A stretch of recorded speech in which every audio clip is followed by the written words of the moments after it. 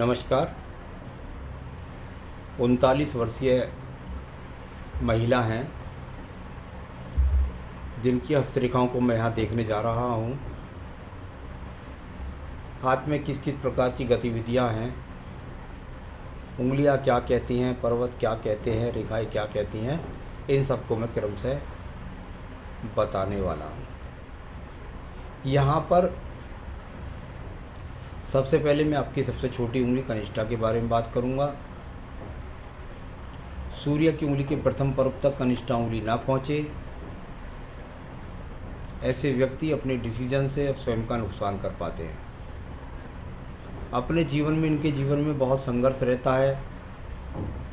ऊंचाइयों को प्राप्त करने के लिए वैवाहिक जीवन में, व्यापारिक जीवन में, व्यवहारिक जीवन में, तीनों में इनका संघर्ष काफ़ी रहता है।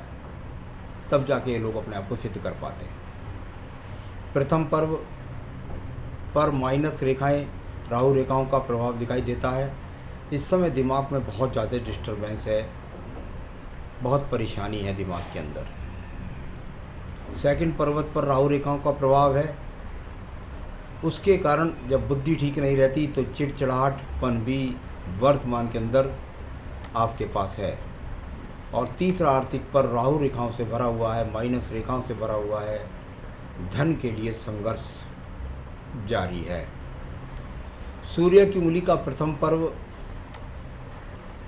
यहाँ माइनस रेखाओं का प्रभाव, क्रोध को बढ़ाना, आँखों के चश्मा लगा देना या चश्मे का नंबर बढ़ा देना, साथ ही साथ बीपी जैसे रोग का सामना कर जाना, ऐसी काफ़ी स्थितियां हैं। इन पर आपको ध्यान रखना होगा।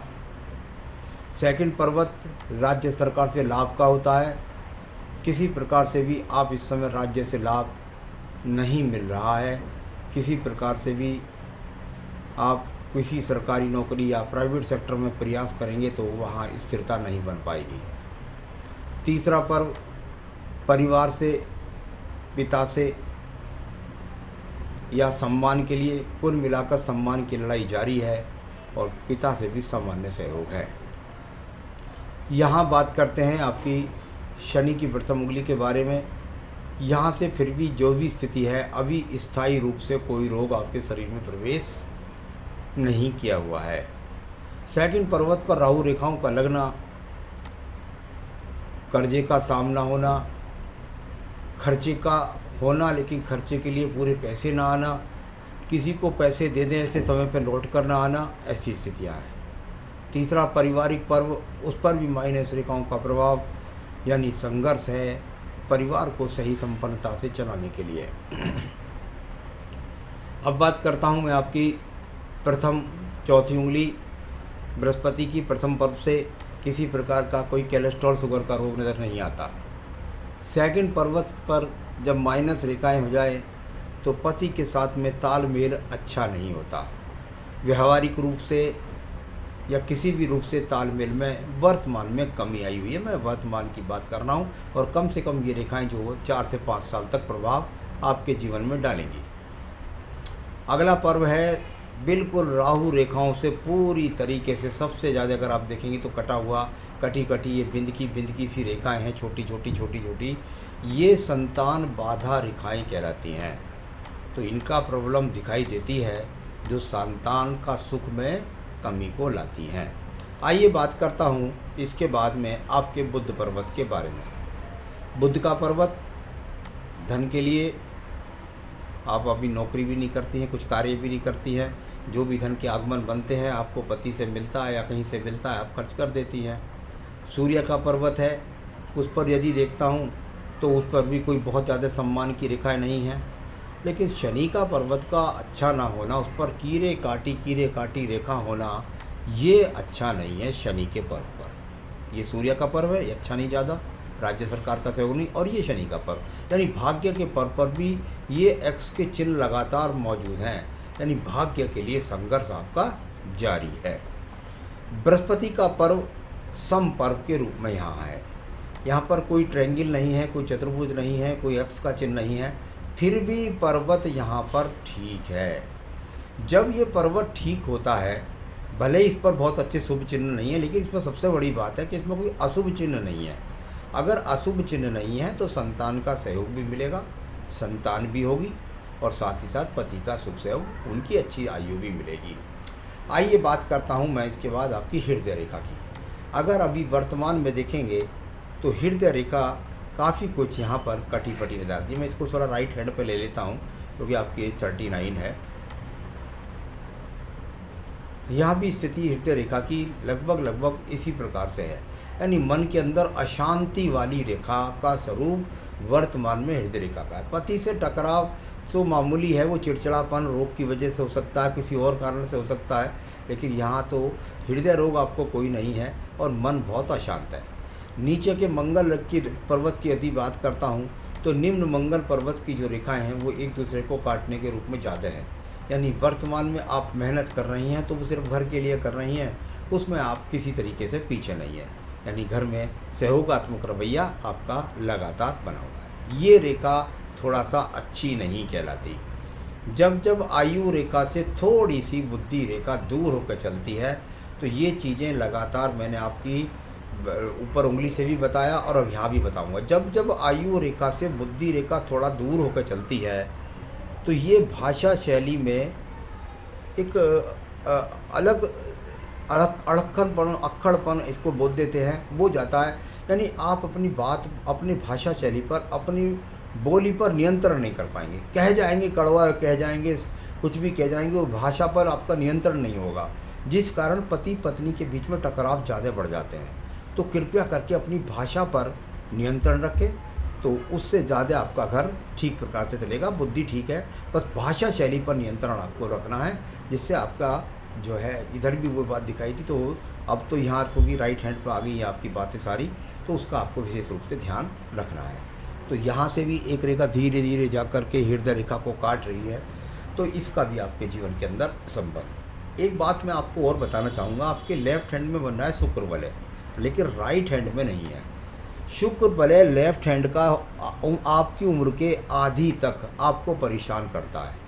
ये अगर ये कटा फटा है ये हाथ में, तो ये आधी उम्र तक परेशान करेगा। तो संतान देर से देगा, आपको संपन्नता देर से देगा, आपको संघर्ष कराएगा, लेकिन ये अशुभ चिन्ह ही माना जाता है। दूसरे पर्वत में ये अशुभ चिन्ह नहीं है, यानी राइट हैंड में वर्तमान के हिसाब से ये जो है बना हुआ नहीं है, तो ये अच्छी बात है। नहीं अगर इसमें भी ये बन जाता तो ये आपको नुकसान दे सकता था। इसमें आपको एक रेखा दिखाई देगी, ये वाली थोड़ी सी जाती हुई, इसका कोई विशेष मतलब नहीं है, बस इसको कह सकते हैं कि सम्मान के लिए भगवान की कृपा प्राप्त करना। तो ये यहाँ पर मैंने आपकी बुद्धि रेखा बताई। द्वितीय पर्वत पर देखता हूँ तो झगड़े झंझट कोर्ट कचहरी का कोई यहाँ पर चिन्ह नहीं है, तो इस तरह का यहाँ पर कोई चिन्ह नहीं। बुध रेखा व्यापारिक रेखा आपके हाथ के अंदर नहीं है। ये रेखाएं सिर्फ और सिर्फ विचार रखने वाली रेखा है कि मैं संपन्नता से कुछ करूं, कुछ घर के अंदर कुछ करूं, लेकिन ये यहाँ पर आपको सहयोग नहीं देती। तो व्यापार के लिए कहीं सहयोगात्मक रवैया नहीं है। अगर बात करता हूँ भाग्य रेखा की, तो भाग्य रेखा जहाँ आपका जीवन का 39 बनता है वहाँ भी नहीं, और 39 से ऊपर और 42-43वें वर्ष पर देखता हूँ तो वहाँ भी विशेष रूप से भाग्य रेखा, यानी भाग्य रेखा को यदि कुल मिलाकर देखें तो वो आपके साथ में कहीं भी आपको सहयोग करती नज़र नहीं आती। तो ऐसी स्थितियों में तो लगभग कहीं अगर छोटी मोटी नौकरी मिल जाए तो उससे सहयोग कर सके तो थोड़ा बहुत कर दीजिए, वरना व्यापार का तो कोई यहाँ पर सहयोगात्मक रवैया अभी आपके हाथ के अंदर रेखाएं नहीं हैं। चलिए अब बात करूँगा इसके बाद में। तो भाग्य रेखा अच्छी नहीं रही आपकी, यहाँ से यहाँ तक कहीं भी अच्छी नहीं है ज़्यादा, मैंने बताया आपको। अब बात करता हूँ आपके यहाँ पर शुक्र पर्वत के बारे में। शुक्र पर्वत पर भी जाली जैसी स्थिति ज़्यादा है, यानी कि जैसे संतान उत्पत्ति में देरी होना, पति के साथ थोड़ा सा टकराव होना, संसाधनों के लिए संघर्ष करना, ऐसी बहुत सारी बातें इस पर्वत से कही जाती हैं। जो पर्वत थोड़ा सा दबा हुआ है और थोड़ा सा उठा हुआ है, इस कारण से ऐसा है। आयु रेखा की यदि बात करता हूँ तो आयु रेखा यहाँ पर बहुत अच्छी बनी हुई है, उसकी कोई दिक्कत वाली बात नहीं है। 77-78 वर्ष की आपकी आयु रेखा है। तो ये प्रथम पर्व यहाँ आपका अंगूठे का मानसिक स्थिति ठीक है, संसाधनों के लिए संघर्ष कर रहे हैं। संतान रेखा भी मुझे लेफ्ट में राइट में दोनों में कम से कम 2 संतान रेखाएं चमक रही हैं। अब संतान से संबंधित सवाल और अन्य सवालों के लिए मैं आपके हाथ पर चलता हूँ। सवालों पर मेरे पति को कुछ ना कुछ स्वास्थ्य को लेकर दिक्कतें रहती हैं, तो मन हमेशा डरा रहता है।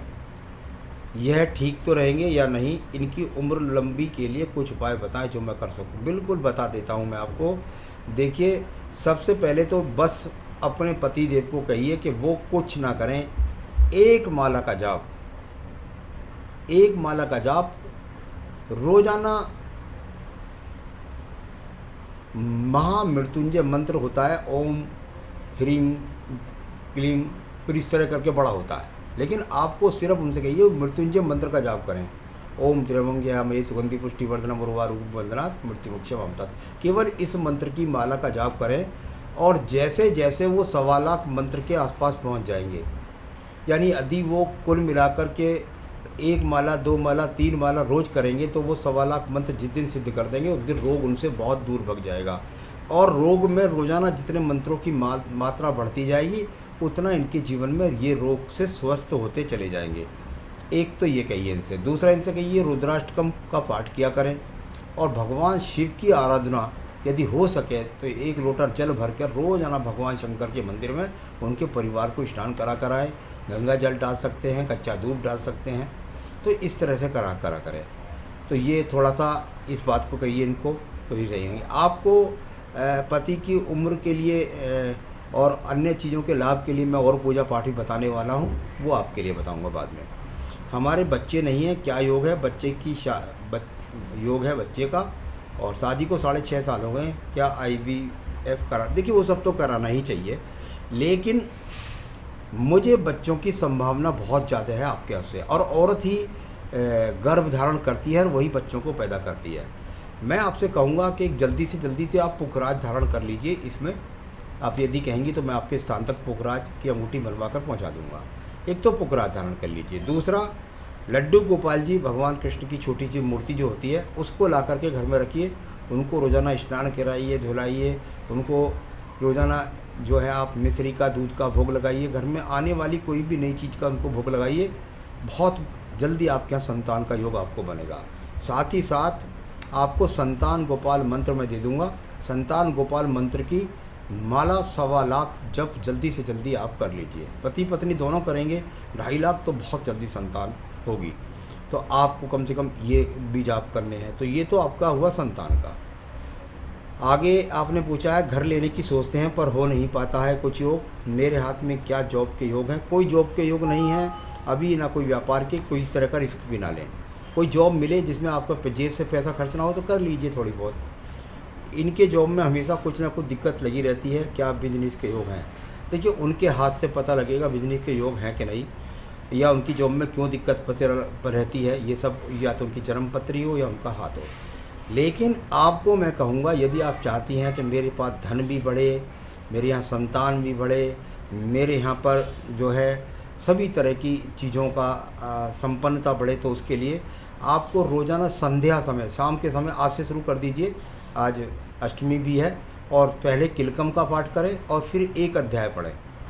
दूसरे दिन फिर किलकम पढ़ें, फिर दूसरा अध्याय, फिर तीसरे दिन किलकम पढ़े, फिर तीसरा अध्याय। इस तरह 13 के 13 अध्याय आपको रोज़ाना पढ़ने हैं, और ये लगातार पढ़ने हैं। और जितना ज़्यादा आजीवन पढ़ सकें, कभी रह जाए दिन तो वह दूसरी है, कोई दिक्कत नहीं है, तो उसको क्रम से पढ़ते चले जाइए। फिर देखिए धन की वर्षा, सब चीज़ की वर्षा आपके घर के अंदर होने लगेगी। मैं चाहूँगा आप षष्ठी देवी का स्रोत भी पढ़ें, संतान के लिए बहुत अच्छा होता है। वो भी मैं लिंक आपको दे दूँगा। तो बस जो मैंने पूजा पाठ कराई है, रत्न बताया, वो करिए, और फिर देखिए घर में संपन्नता, सुख संपन्नता, संतान संपन्नता, सभी चीज़ आपको प्राप्त होंगी। नमस्कार।